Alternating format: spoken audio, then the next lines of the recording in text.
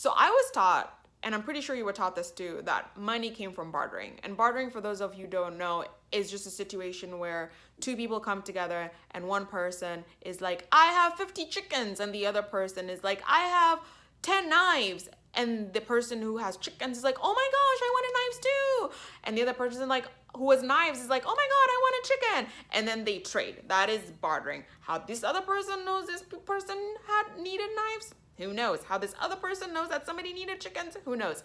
And so economists say because of that, money came about.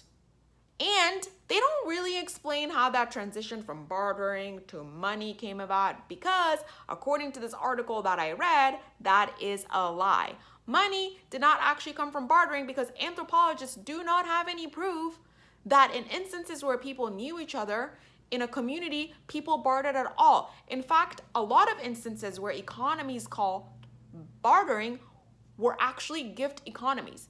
And what a gift economy is that, for example, this is an example of a gift economy. I'm not saying they all function like this, but this is an example. Somebody's like, ooh, I have a lot of lettuce. I have too much lettuce. Then they would give their neighbor lettuce.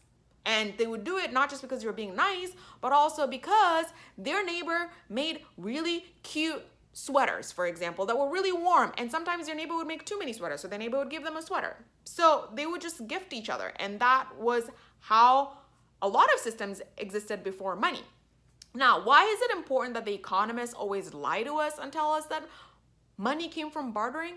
It's to build this idea that human beings are just transactional beings who just do nice things for each other because they expect nice things in return. I mean, we do. It's always reciprocated, but we will only do nice things for somebody if we know for sure that they're going to give us something, which turns out really isn't the case. We're actually more cooperative. And so they always like to let us know that we're efficient and we're rational, and we're not. We're petty and we have grudges. And so all that is bullshit. Nonetheless, it is very important for you to know that bartering between people who knew each other and communities did not exist, and economists are liars. And in instances where bartering did happen, it was between strangers.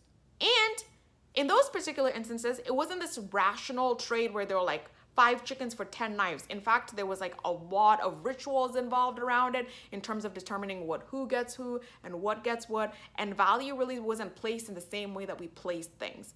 And I could talk a little bit more about that in the next video, but let me know if you thought this was helpful, if you have any questions, if you think there are any gaps in my explanations. I'll be more than happy to chat.